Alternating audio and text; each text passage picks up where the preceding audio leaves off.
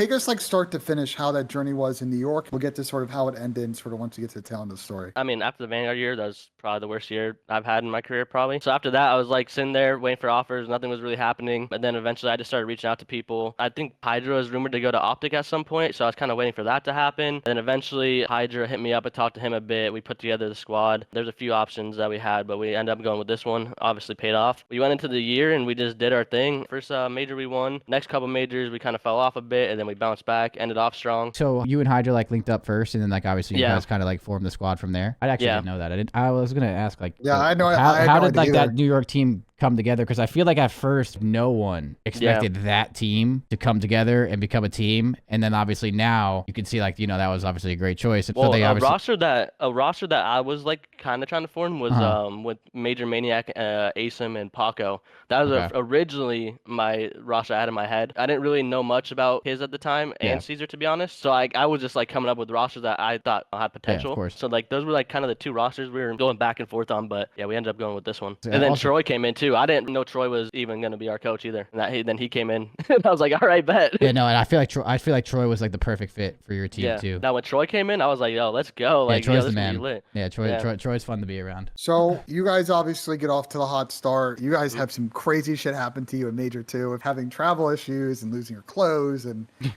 controllers. Dude, yeah, it was horrible. Major 3 obviously wasn't the best of experiences. Yeah, that was just our least prepared major by far. We just weren't prepared at all for that one. What happened with the preparation there? Was that just like outside of game issues or just... I don't think it was outside of game issues. I definitely think we could have probably put more effort and time into, like getting there early, going in a private match, going over stuff. Like just any extra effort we could have probably put in.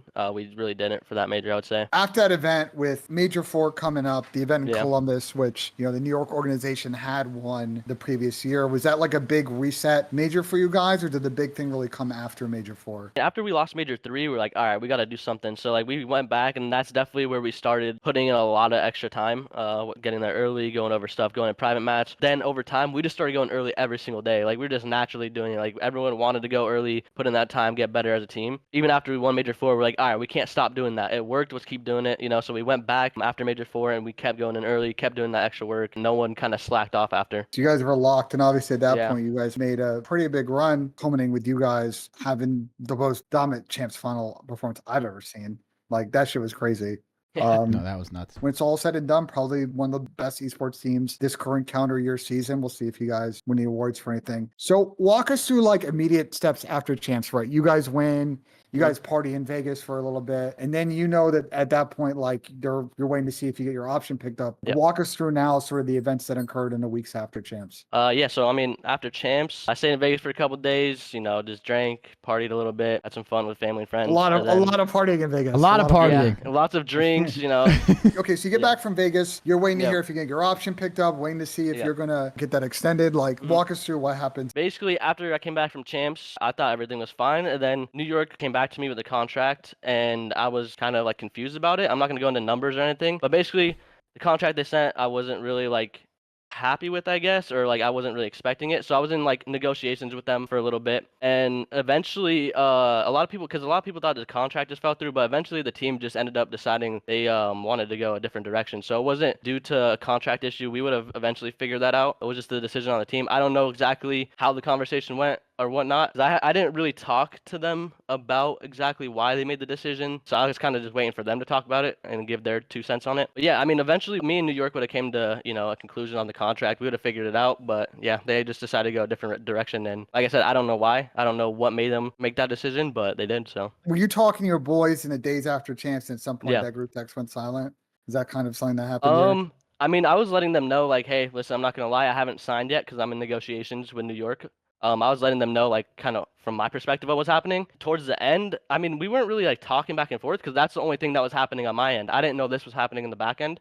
They didn't really tell me. No one told me anything, obviously. So I was kind of keeping them updated on what was happening in my situation. And then just towards the end, they just kind of, they all texted me after the decision was made. So do you think there's something you should have done differently, or do you think this is just kind of how the business goes sometimes? The only thing I could have done different was probably just accept the first contract I got, I would assume. That's the only way it would have worked, probably. Even though it's a weird situation, because if I just got the contract and just instantly accepted it, that's literally the only way for it to work. And even at that point, like if the team didn't want to play with me, I would rather not even have done that. You know what I mean? Do you still friends with like Paco and Caesar and kids and just accept it's just a piece of the business, or are you like kind of a little bit not on cool terms with them right now? It's a weird situation because I mean, I was pretty close with all the guys. Like, I mean, I had a fun time. I had a good year. Like, I enjoyed my time there. I had no bad blood with any of them. But it's a weird situation because it just felt so random to me, and I didn't understand why, and no one gave me an explanation why. No one really talked to me about it. Like, if I could have done something different, what I can, you know what I mean? Like, there was no conversation. So it's like, I don't know. It just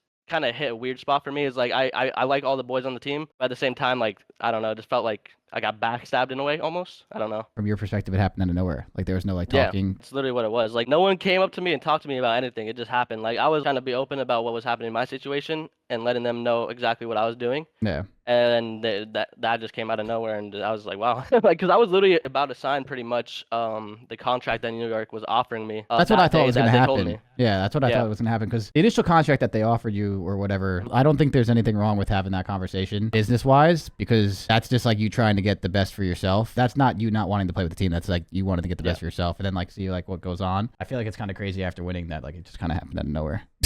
Yeah, I mean, even if they came up to me and was like, yo, we think we're going to be better with X, Y, and Z. Is what it is. Like this is I'd been like, all right, but like you know what I mean? Like I feel like I was being open, and then it just happened. Like I was telling them what was going on, and then they didn't tell me. So I don't know. It was just a weird situation.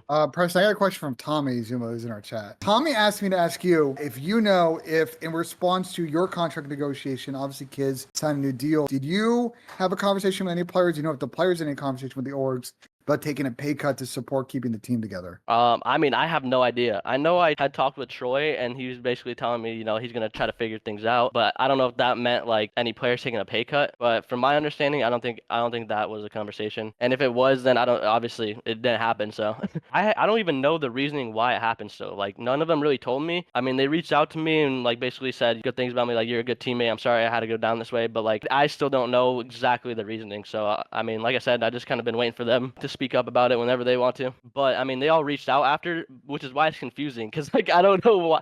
Like it's so weird because like they all said nice things and like we still have a good like friendship, good relationship over there. But it's just such a weird situation because like obviously I got dropped, so it's like damn. Who made the decision? Is it the players? Did management make the decision? If the players are telling you that, it's like a cyclical story. I don't think it was management. I don't think it was management. I think it was just an overall team decision. Like they probably just had a couple conversations about it. And maybe started off slow, and then someone might have said something, and then maybe like they start convincing each other. That's just my guess. Maybe someone like had the idea of making this happen, and then like said something, and then it sparked others' interest, and then it kind of just like domino affected, and they're like, "Fuck it, let's do it."